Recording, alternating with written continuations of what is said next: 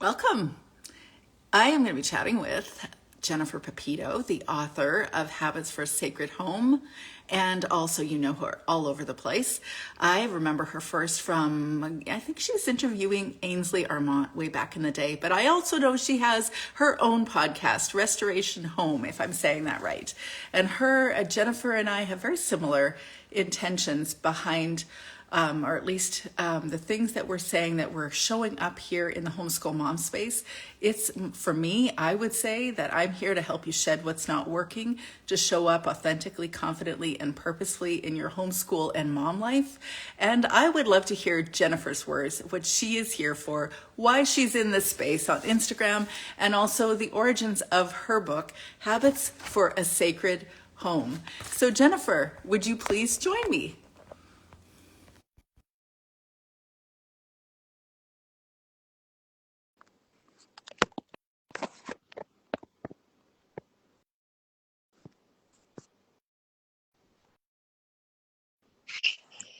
How Hey, are you? How are you? I'm good. How are you doing? I'm great. I have had a super fun morning interviewing a variety of people for my podcast, Homeschool Mama Self Care. But was I right in saying the name of your podcast, Restoration Home? Yes, Yeah, that is correct. It's Restoration Home. beautiful. Well, it's lovely to finally meet you. Yeah, it's so fun to see so many people joining. I see some familiar names. So wave or maybe mention where you're coming from, where you're joining in from. So, what state are you from? I'm in British Columbia, Canada. Yeah, I'm in California, so we're both West Coast. PST, yeah. And Yes. I'm imagining you've had spring for a while. Yes, it's very warm where we're at. It's 90 degrees yesterday. Okay. Oh, So then I have to South be like, Africa. Amazing. Hello. oh, nice. Belfast. Oh,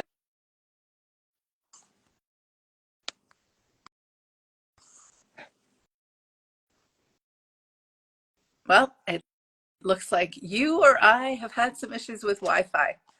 Perhaps that's me. Can anybody hear me? Just want to confirm.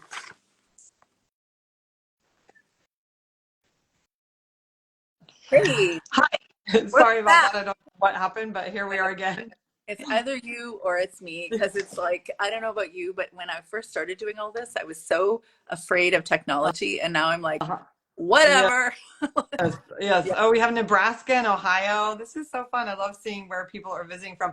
I'm going to be in Branson. I'm flying to Branson tomorrow for the Teach Them Diligently conference, and then I'll be in Houston at the end of the month.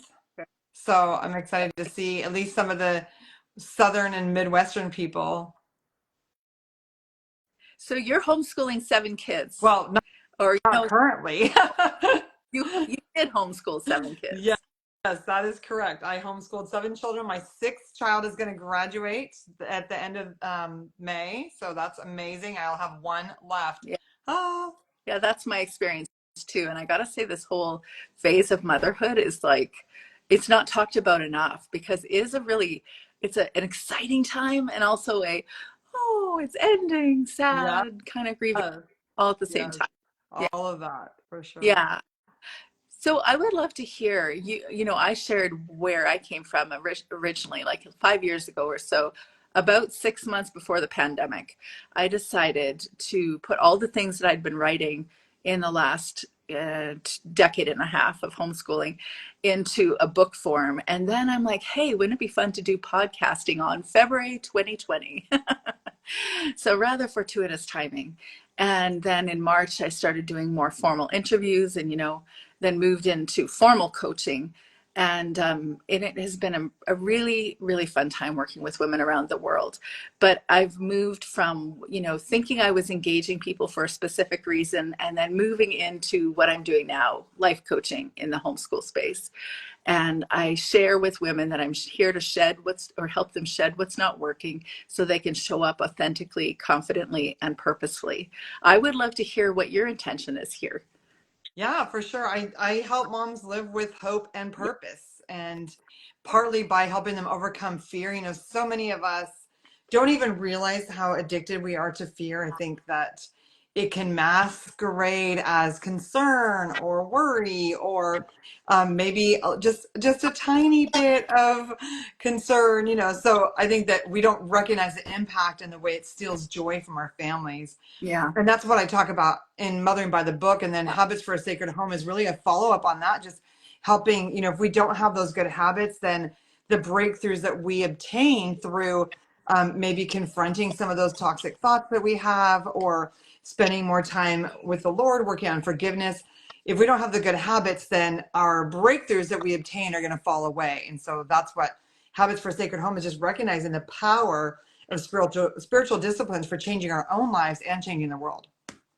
You know, I haven't had a chance to read your book, but I did a summary. I did an overview. And so you tell me if this isn't correct.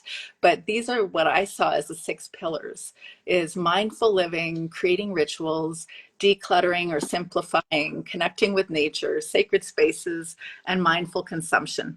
Well, that's Is that interesting. I mean, that would encompass several of the steps actually in both of the books. Obviously, as a believer, I talk a lot about the power of yeah, prayer.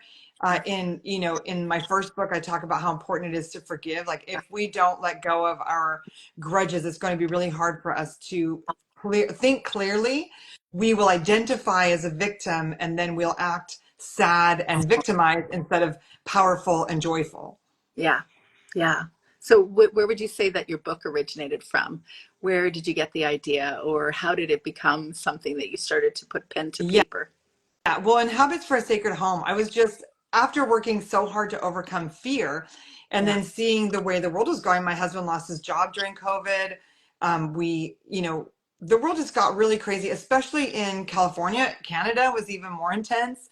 You know, to not be able to take my children on a nature walk when that is the healthy thing, like to not be able to gather with close family members when that is actually, like, loneliness is one of the greatest stressors on your body, and it's very unhealthy to be lonely. And so some of the things that the government enacted on us was so destructive and disturbing that it created a lot of new concerns actually for me.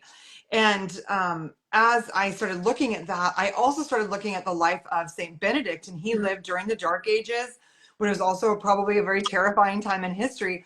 And yet he set himself apart to spend time with the Lord, and through that time with the Lord, he developed this rule of life that is still in practice today.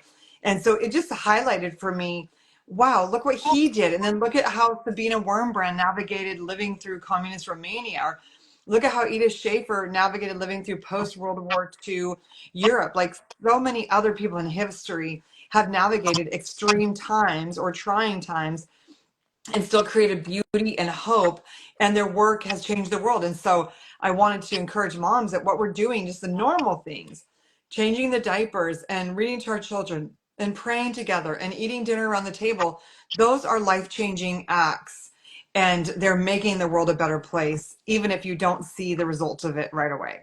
yeah, we really do have a beautiful construct for our family's life, where we can create whatever freedom we want. We can create whatever we want.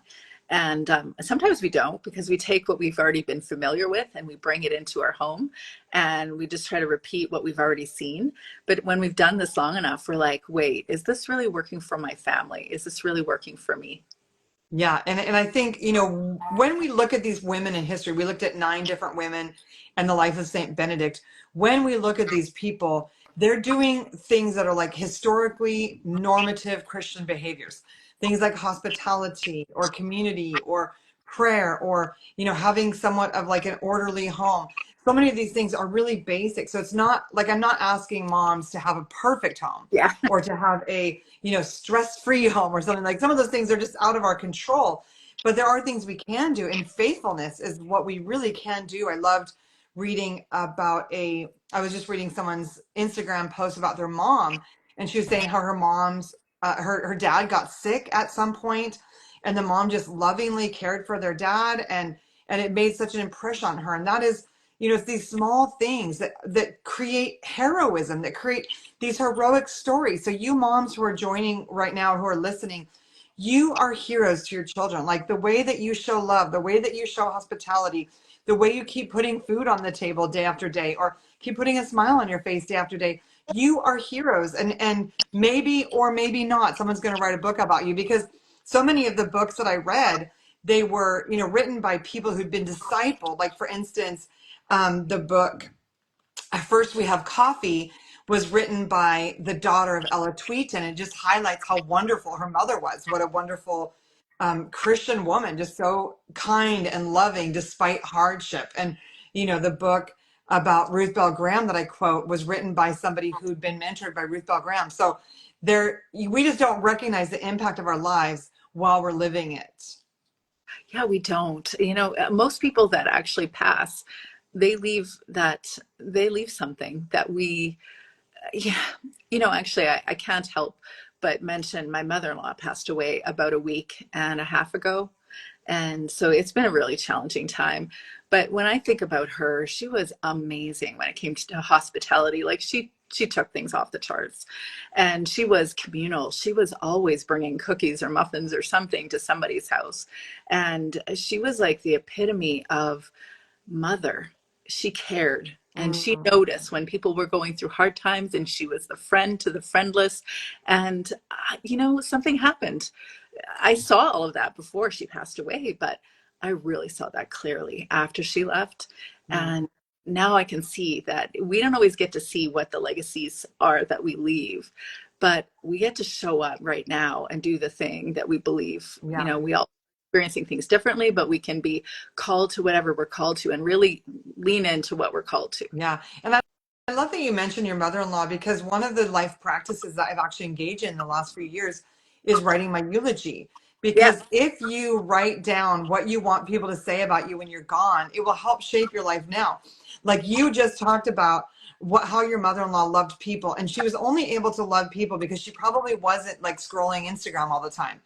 And so often, we make decisions for our lives based on what feels good in the moment, or what maybe someone who seems important wants us to do. But at the end of the day, it's really going to be our families that matter. Like, they're going to be the ones who are at our funeral, either saying, my mom was so caring and connected, she looked me in the eyes every day, she wanted to be around me, or my mom could care less about us, she was always on her phone. And so I think it's such a beautiful reminder. What do we want our children to remember about life in our home? And I'm going to talk tonight at a small homeschool group here in Reading about that same thing. Like, what do we want our children to remember about life in our home? And what do we want people to say about us at our funeral? These are really important questions to ask yourself right now in the early years, because it'll shape the way you shape your days. Yeah. And we can't always do it perfectly. Like I'm kind of on a mission of like normalizing the imperfection, the perfectly imperfect homeschool, because you're not, like, it's just not going to happen perfectly. And in fact, you and I both have grown kids, so we also get messages at certain points where we dropped the ball at points we didn't know we were dropping the ball. We didn't realize that we weren't connecting everything, but we didn't even know that was a thing until they grow up and they clear on their own stories. Yes. So this is true. We definitely, as a family, had some tough seasons. We were Yeah. missionaries off grid for a while. Yeah. And I said, I was talking to one of my young adults the other day, and I said, oh, I was raised by wolves. I was justifying something that I had done. And he's like, well, I was raised by wild dogs in Mexico. So I was like, well, I guess we did have that season. I mean, you have good memories too, Yeah. right? Absolutely. But Yeah. and that's the power of a sacred home. Like, the Mm. the book title is Habits for a Sacred Home, and it's not habits for a perfect home, because Yes. we are humans. We cannot achieve that. Not even Adam walking in the garden with God could be perfect. He totally blew it, and we're all going to blow it. But this is habits for a consecrated home, for a set apart home, a home where we acknowledge that God is the Lord. You know, over the course of these last number of years, I've come to understand how very valuable time management is for especially newer homeschool families, but really everybody across the spectrum. When I put something up on YouTube or on my website, I find that a discussion on time gets a lot of attention. And I think there's value in that. But I have learned, even after my homeschooling days, that you never have enough time to do all the things. You just need to prioritize what's the most important thing and then show up in that. Expect interruption. You're going to have to learn flexibility whether you like it or not. Um, and yeah, you can't do everything you want, but I think the key is to always go back to like what you're saying. What actually matters? What really matters? And even for me, over the course of my couple decades homeschooling, that shifted. The answer to that actually changed. But I think the key is to be congruent with what you know to be true and what really is the thing you're being called to, and then keep moving in that Yeah, direction. for sure. And that's what, in Habits for a Sacred Home, I actually guide families through writing a rule of life, because if you don't know what's important to your family, it'll be really hard to be congruent, and you'll be kind of like all over the place. And if your friends are all doing classical conversations, you'll join that. Yeah. And then you'll join speech and debate and choir and sports and 4-H. And, you'll just be so burnt out. But we can't all do everything. So you really do have to know your family and know what's important to your family, and then focus, because it gets too intense, and then connection doesn't happen, and then bad behavior occurs because children feel alone and unseen. Yeah. And so I think having our lives be simplified enough that we can be present with them is so important, especially for nurturing our children in the values that we want to pass on to them.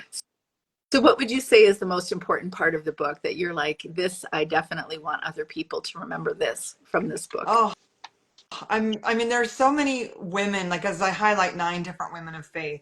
And so each one of them has something so important to say, but probably my favorite chapter is the very last chapter, because throughout the book, I'm giving moms things to move toward, or things that they could reach for.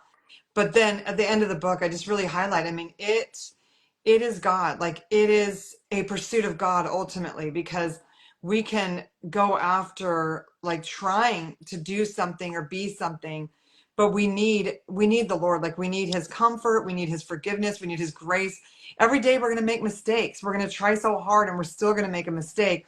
And so if we're not spending time with him and just letting him be a friend to us, we're going to get so discouraged and burn out. But if we can make being with him a priority, then the joy will be an outflow of that. And the kindness to our children will be an overflow of feeling the kindness of God. One of the moms here said, yeah, having 5 kids, teens, preteens in elementary school, whew, that's a lot. Yeah. Although I think 4 is like the industry average, right? I don't know. Yeah. You're allowed to. I mean, I do get what she's saying, because you can feel like you have a lot of control when they're all, teenagers and below. Like, it's intense physically, but it can sort of feel a little bit more under control. And then once they get into the later teen years, then there's a lot of letting go we have to do, and a lot of faith. Our faith gets really tested in those seasons.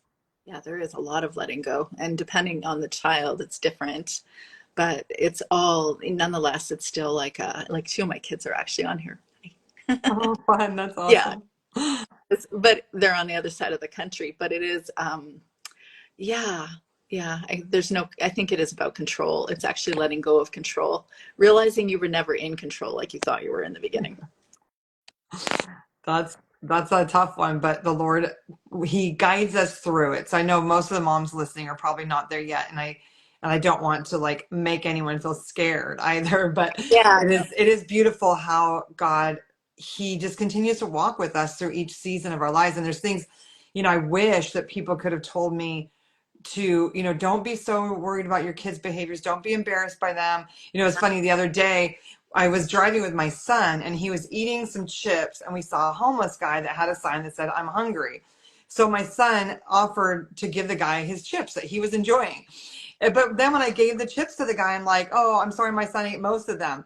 And it was such a shame-based comment. Like, I should have just given the guy the chips and said, "Hey, my son wanted to give you the rest of his chips." But it's so easy as moms to have our identity be wrapped up in motherhood and then embarrass our kids because we're a little bit embarrassed. Yeah. I've seen moms where the kid falls out of the cart and the kid's crying and they're hurt, and the mom starts lecturing them in the story. And so I think it's important to just continue to push through those feelings, understand, like, what is this emotion coming from? Why am I dealing with shame and embarrassment right now? My children do not define me. I'm identified by God. God loves me, and I'm clothed in his righteousness. And so if my children do something that embarrasses me, Or like my son, I mean, I should have just been so proud of him for giving his food to the homeless Yeah. guy, but instead of like, oh, I'm sorry, I'm not giving you a full, complete, empty, closed bag, a closed bag of chips or something. So No, actually, I get that. You're experiencing what I probably would be experiencing too. You'd be like, "Oh dear, I'm giving you part of a bag of," but meanwhile, that's not how he's conceptualizing that. yeah, I think the biggest lesson that I learned in parenting is that we are not creating a product in another person. We're given these children as gifts, and we are there as guides. But wow, are they mini mirrors? And who? yeah. Yeah, Well, I who think knew they? there's a quote maybe by Michelangelo that says, I saw the angel in the marble and I carved until I set him free. And Yeah, so yeah, this is the thing is our children are born persons. yeah. They are Mhm. precious. They have their own identity. And so we can just nurture that instead of, yeah. Yeah, that's beautiful. So, you know what? I didn't get a chance to talk to you about your other book, Mothering, but your experience of that. What I know what it's like to write something, and then later on it expands, like my understanding of whatever it is I write. It sometimes it just like radically shifts, but mostly it expands. What would you say that you have come to understand why you wrote that book, or what you want that to be left as a legacy for others? Yeah, I mean, I would still say that's like the foundational, like if you're going to read my books, read Mothering by the Book and then read Habits for a Sacred Home, because Mothering by the Book was so foundational for working through some of that mom shame and becoming more aware of where your identity is coming from. Yeah, And that makes it so much easier to like keep habits, because before I would try to keep like a rule of life, because we've always had a family vision or rule of life. I've always been very disciplined in many ways, but I would have been keeping those habits more out of like fear of judgment than out of freedom. And the problem is when fear is at the root of something, it often produces bad fruit. And so I think in that book, talking about the forgiveness, talking about grieving, talking about taking my thoughts captive, all of those are such foundational principles for having a healthy mental life, and then having the spiritual disciplines, doing the daily things that need to be done so that you can make the world a better place. Those come from a healthier place as opposed to coming from shame or trying to prove yourself. so interesting you say that, because that is very much my story of release. Was sitting in a passport office and I was reading this book by Watchman Nee, who's like a 1940s Chinese missionary. And it was about the book of Romans and grace. And I'd already been a Christian for 20 years at that point, which is so weird to say because I'm 25. But anyway, I feel like I'm 25 now, but at that point it was 20 years. And I remember reading it and going, whoa, I don't think I understood that I was accepted by grace and that there was nothing that I should do or have to do in order to prove my worth or value to other people. But I realized it wasn't really other people I was most concerned about. It was the one that made me. And that when I realized, but I am not living under shame and all of the negative stuff. I'm not living under that. I'm living under grace. And then everything shifted for me. Yeah. Yeah, it's a beautiful revelation because it makes it a joy to do the right thing as opposed to a chore or something fearful. Yeah, exactly. And then just like you said, everything you do afterwards shifts Mhm, towards something far more real or organic or like mhm, authentic, and therefore less marred with all the messy stuff of like trying to get people's affirmation or whatever. Yeah. Yeah. And it obviously influences our kids. Having said that, that was a moment for me, and I've had many moments along the way, and I've been very messy in my way of enacting all the things as per usual. And I say that and I declare it openly now, not because it's fun, because it's not. And if my kids are still on there, they know that it's true what I'm saying, and so does everybody else that knows me in real life.